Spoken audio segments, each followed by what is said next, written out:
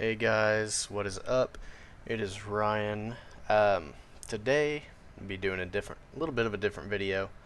Um, so I've been scrolling around on Twitter today, and I've been seeing a lot about the current running back contract situation that's going on in the NFL, where running backs think that they're not getting contracts based on the value they bring to the teams or the talent that they currently possess, whether it's due to age issues or just the NFL getting further and further from its previous running back dominated eras, where commonly some of the best players on the team were running backs. Um, and I'm a Chargers fan, so I saw this earlier where Austin Eckler was saying that he wants to hear from NFL owners about why he isn't getting paid. Then he talks about how the Chargers wanted just a ton of value back in the event that he was traded. So that's why nobody traded for Austin Eckler over the offseason, and he's confused as to why they would maybe think that he's so valuable, but not be willing to pay him what he thinks that he is worth. So we're going to watch that video real quick, and then I'll just go into my perspective as to why the running back market is currently how it is.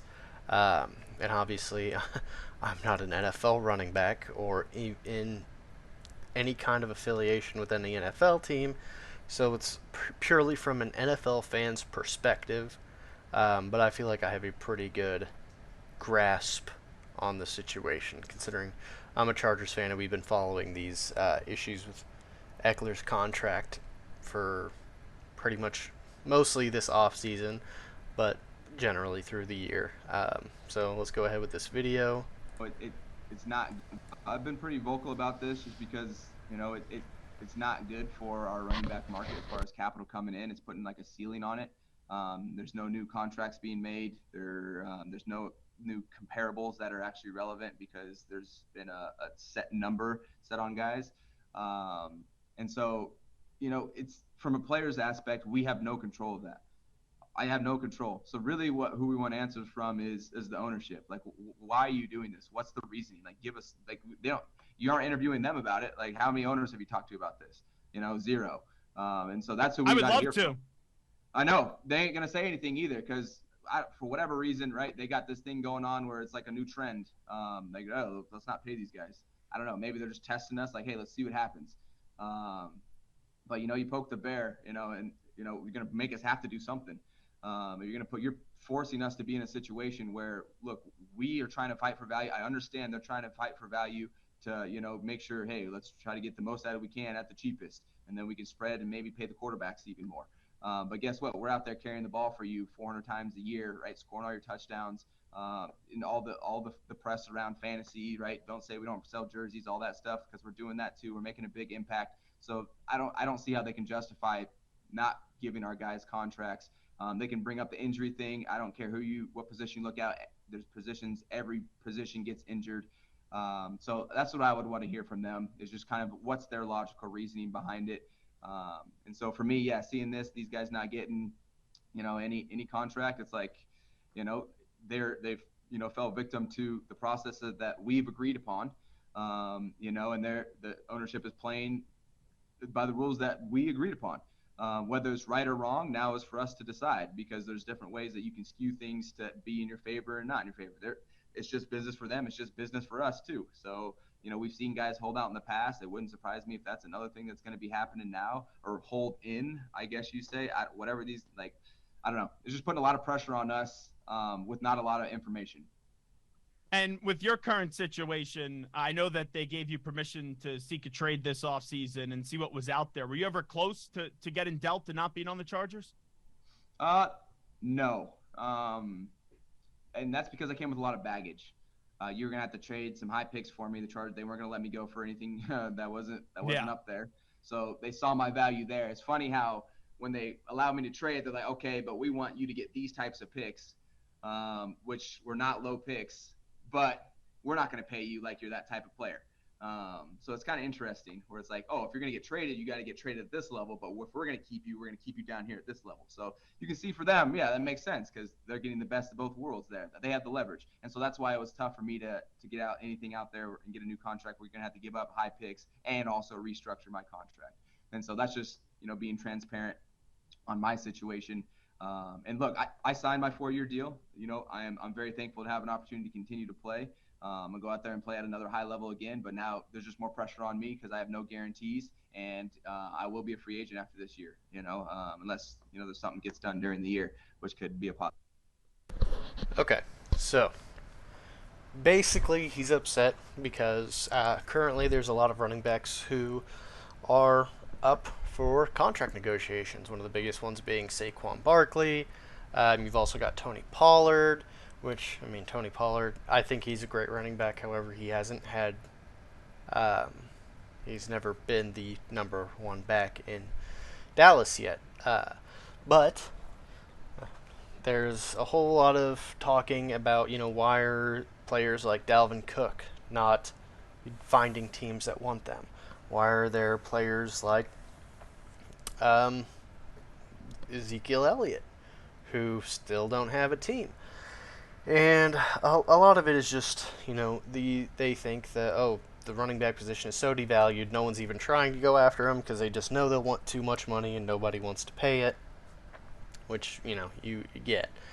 So my thing with the whole situation of why aren't these high-level running backs being paid this amount of money? Well, in Austin Eckler's situation, he's talking about also, why they wanted big picks if they don't value him like that to give him a big contract. If you told me that you wanted $10 million per year, now I'm not saying that's what Austin Eckler wants, I'm just using that as a base number. Let's say you told me you want $10 million a year. And I'm like, I don't know if I want to pay that for you. And then they go, well, what if I wanted to, ask around and see what other people are wanting to give me? My coworker only got, $3 million a year. But let me go around and ask him. You're like, okay, go around, ask him. We'll see what other running backs are getting paid as well. And you go around and your best offer is $5 million a year. And then you come back to me and you say, I want $10 million a year. Why would I pay you $10 million a year? Either A, you are greatly overvaluing yourself, or B, you got an offer that you were just not telling me about. Because if your market price is $5 million a year, why would I pay double that? I might pay over that if I really want to keep you on the team, which I do think the Chargers do want to keep Eckler on the team. But why would they want to pay double market value for him?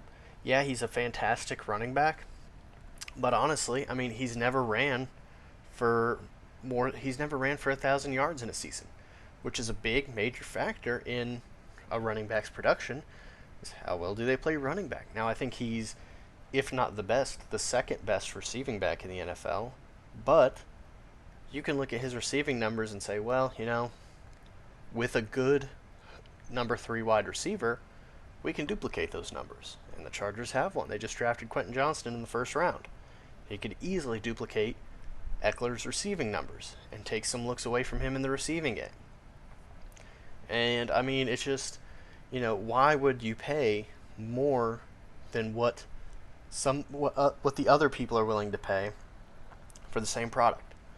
And then also you look at all the previous contracts made by big name running backs at the time who they played during their contract and their play just collapsed, fell off, whether it was due to injuries, age concerns, whatever. I mean, Todd Gurley was the best running back in the league and signed a new deal, played 1 year all right, and then was gone. And people talk about, well, what about what they bring to the team? I mean, see, look at this person, Le'Veon Bell, 4 years, $52 million. How'd that play out for the Jets? Ezekiel Elliott, how'd that play out? I mean, they've got rid of him. David Johnson had a horrible contract. Todd Gurley, like I said, mostly injuries, but still. Now, you want to look at the QB position, because so I saw, where is it? This. So you look at this, and you look at these teams, these are the Super Bowl winning teams, and who their leading rusher was in the Super Bowl. Keep in mind, not for the year, but in the Super Bowl. You've got Isaiah Pacheco. He was a 7th-round pick this year, not even making $1 million. You've got Cam Akers, not even making $1 million. Leonard Fournette, making a whole $2 million. Got Damon Williams making barely over $1 million, and then pretty much everybody else is at $2.5 million or less. Now, Percy Harvin, people are mad about that because technically in 2013, the rusher for the Seahawks was Marshawn Lynch. But I looked up Marshawn Lynch's numbers, and his cap hit was $7 million that year as well. But I mean, also, the Seahawks didn't win the Super Bowl because of Marshawn Lynch. They won because they had an insane defense. But anyway, so my point in this is, well, look at these teams. Look at how little they invest into the run game, and these are the best teams of that year winning the Super Bowl. I mean, look at the Chiefs, who are consistently one of the best teams. They don't have a good running game. And people are saying, well, yeah, but that's due to Patrick Mahomes. That's not the point. The point is, would I rather have an elite quarterback with elite weapons and just an okay running back? Or would I rather have a great running back with a good quarterback with good weapons? In today's league, you want that elite quarterback with elite weapons. I would much rather pay to have Patrick Mahomes, Travis Kelce, and Tyreek Hill on my team than I would want to pay for, I don't know, Saquon Barkley, for instance, or Derrick Henry, Jonathan Taylor, any of those guys. I would much rather have those big name players on the passing side of the ball than I would have them on the running side. Because also, even if you have a stud running back, if you have a bad offensive line or a not very great offensive line, it really isn't going to matter how great your running back is. I mean, it really doesn't. You can see a great offensive line elevate a bad running back to looking good. I don't know if I've ever seen a great running back elevate a horrible offensive line to looking good, unless you're Barry Sanders, right? But I don't think there's anybody in the league right now that compares to Barry. So it's a whole big problem of, yes, these players are great players, but what could you do with 3 okay running backs on the roster versus what you could do with 1 really great running back on the roster who you're paying a lot of money to? I would rather, I mean, look at how most teams run the ball anyway. It's mostly a run by committee league anyway, so it's teams with 2 or 3 guys that are constantly rotating the ball. Even the Browns with Nick Chubb, they had Kareem Hunt for the past few years, so even Nick Chubb, one of the best running backs in the league, still not splitting carries, but a large section of his carries were going to another running back. So, I mean, I get where it's coming from. It makes sense to want more money. But at the same time, you can't look to the other players that are in similar situations as you and making far less money and think, I deserve 3 times what that guy got. Like, you can't do it. I mean, look at the Eagles running back, Miles Sanders, who went to the Panthers. They didn't give him a contract. The Panthers did, I believe. Let me check this real quick.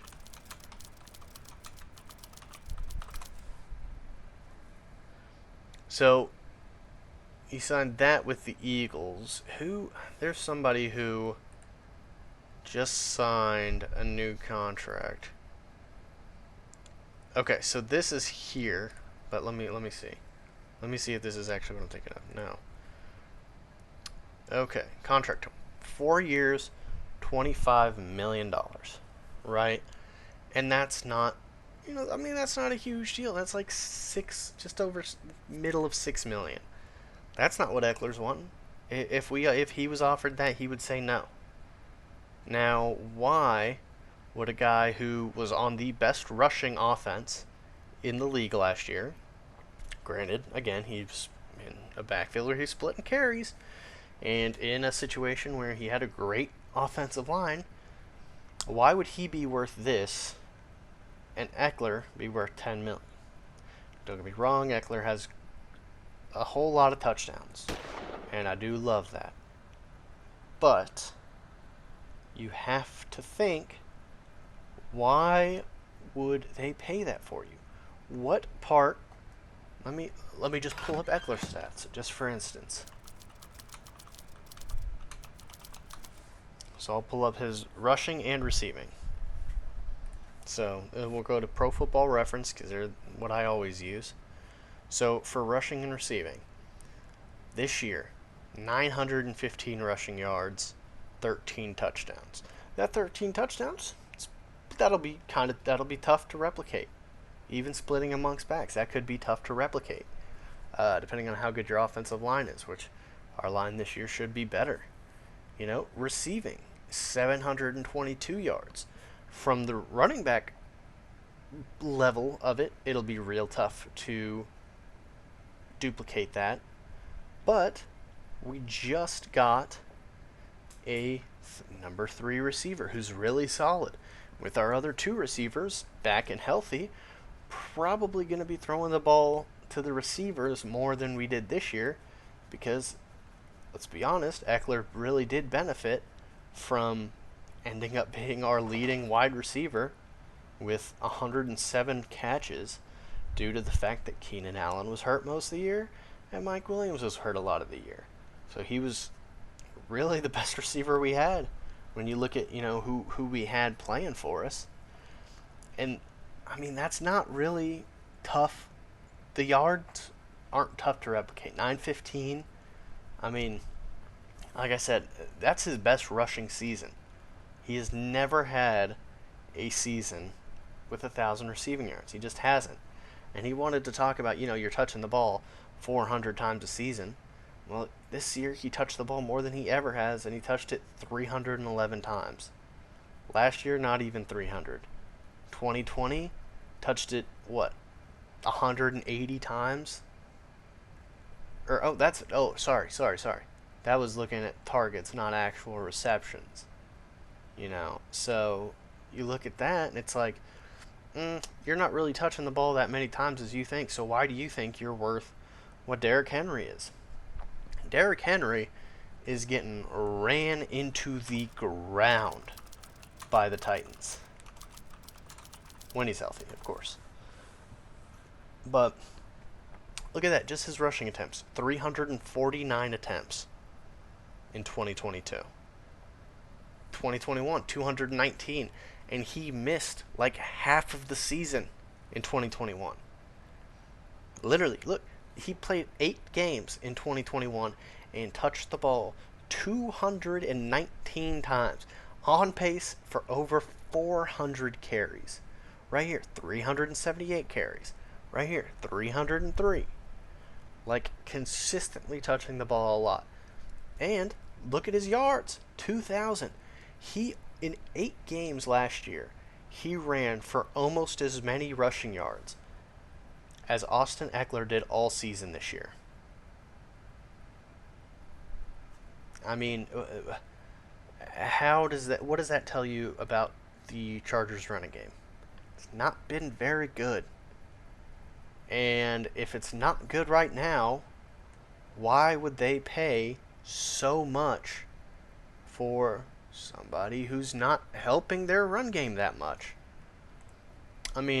Let's see. I also have another Twitter thread.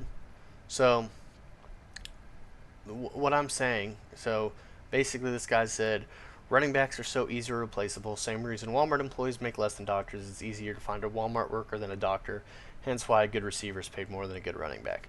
Which is facts. It's a lot harder to find a really high-level receiver than it is to find a high-level running back who does as much for the team as the receiver.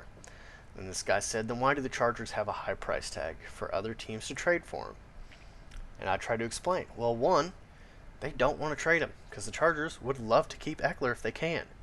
But if they do trade him, they want it to be for an offer that is just so crazy that they have to look at it.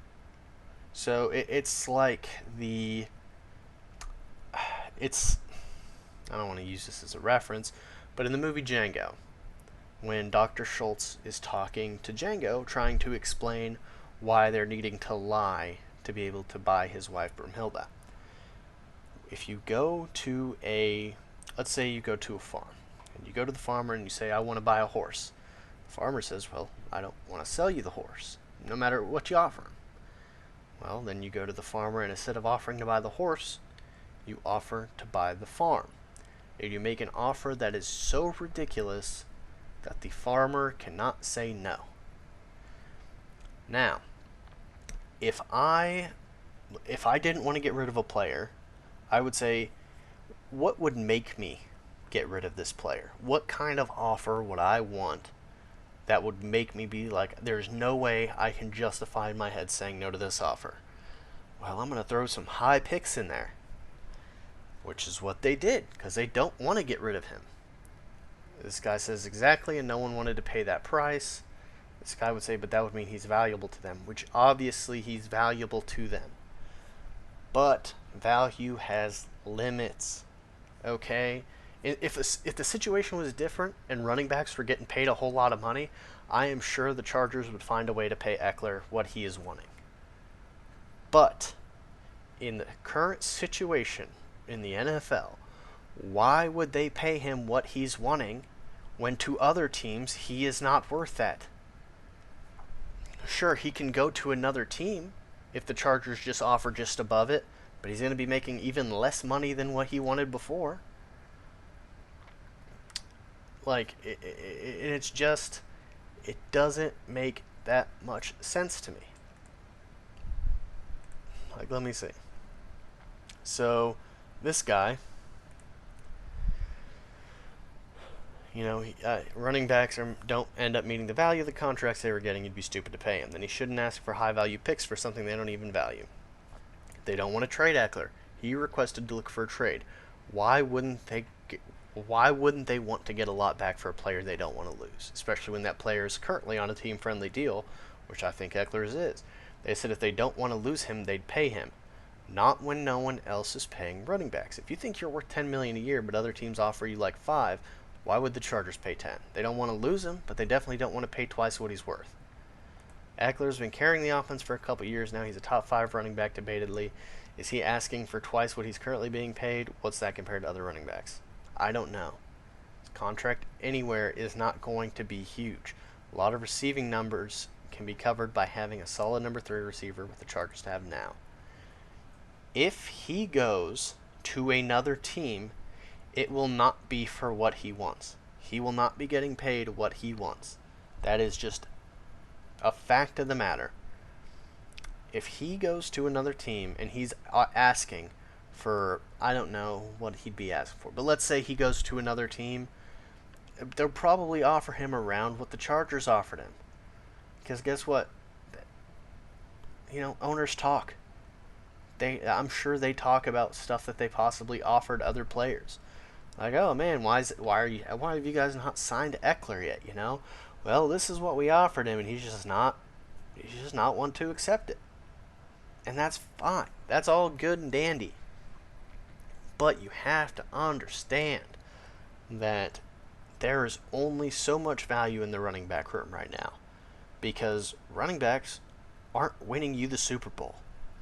I would rather have bad running backs and who are cheap and pay a whole bunch of money towards a really great quarterback than vice versa. Because a quarterback is what makes a team in this league right now. You look at all of the top teams, there isn't one that doesn't have a good quarterback. I mean, let's look at the rankings. Let's look at the NFL rankings right now. Just for right now. Okay. So, let's see. This is after the 2023 NFL Draft. You got Kansas City. They have Patrick Mahomes, the best quarterback in the NFL right now. Cincinnati Bengals got Joe Burrow, arguably the second best quarterback in the game right now. You have the Eagles, who have Jalen Hurts, also one of the best quarterbacks. Buffalo Bills, guess who they have? Oh, they have Josh Allen, also one of the top quarterbacks. Really, the only anomaly here is, I guess you could throw in the Dolphins as that anomaly as well, but the San Francisco 49ers, they really don't have a great quarterback, but they have such a well-balanced team. They've got great running backs. They've got a great offensive line. They have an insanely good defense. I would argue the best defense in the league. And they can account for the fact that their quarterback is just okay. They can. The Dolphins, I mean, Tua's on the come up, but, say what you will. Dallas Cowboys, I mean, you look at their best players on offense, and you got, that are, not offensive linemen. Got CeeDee Lamb, Dak Prescott. I mean, yeah, you could throw Tony Pollard in there, maybe. Baltimore Ravens, got Lamar Jackson. Chargers, they've got Justin Herbert. Jacksonville Jaguars, guess who they've got? Oh, they've got Trevor Lawrence, the guy who was deemed a god in college. Seattle Seahawks, just a year ago you wouldn't have thought this guy's very good, but Geno Smith just had an insane year. And then also they've got a pretty solid defense with great wide receivers. You got the Jets. Last year, where they struggled was quarterback. That's what held them back out of the playoffs. Didn't matter how well they could run the ball, they got held out of the playoffs because their quarterback wasn't up to snuff. So what'd they do? They went and got Aaron Rodgers. Detroit Lions, Jared Goff, maybe not an elite level quarterback, but he had a good season last year. He had a real good season. Minnesota Vikings, Kirk Cousins, not the best quarterback, but guess what? He's pretty dang good. He's been very consistent throughout his career at putting up really good numbers, and they have, in my opinion, the best wide receiver in football. Then the first team that you get to that you can say right now they do not have even, I would say, a decent quarterback at this time is the Steelers. Just because they've got rookie. They last year had a rookie, and, you can't really judge how this season's going to go for them based off that. But this is at number 15. All of these top teams, bar the 49ers, have at least a top 12 quarterback. And there's not really any team you could argue against that with. I mean, who's going to say, as much as I, don't like Tua because Dolphins fans suck, Tua's got to, you'd have to put him in the top 12 right now. Kansas City, top 12, obviously. Banks, top 12. Eagles, top 12. Bills, top 12. Cowboys, I'd still put Dak in the top 12. Ravens, top 12. Chargers, top 12. Jacksonville, top 12. Like, they all have such good quarterback play. And then let's go down to the bottom teams. Let's see who they are. Arizona Cardinals, really inconsistent quarterback play. It's a really big problem for them. Which I don't know if I'd say they're the worst team in the league, but got the Houston Texans. Just drafted a quarterback because they had horrible quarterback play. Tampa Bay Buccaneers. They don't count because last year they had Tom Brady and he retired. But now this year they're probably going to have really bad quarterback play. Colts had an old Matt Ryan, and this is literally your most improved, and they're still 29th. Tennessee Titans, bad quarterbacks. Chicago Bears. Well, I don't think he's a bad quarterback. He is not a developed enough quarterback to take his team to a high level. And their running back wasn't either. Falcons, bad quarterback play. Rams, hurt quarterback all year. Commanders, always bad quarterbacks. Broncos, bad quarterback play by Russell Wilson. Panthers, bad quarterback play.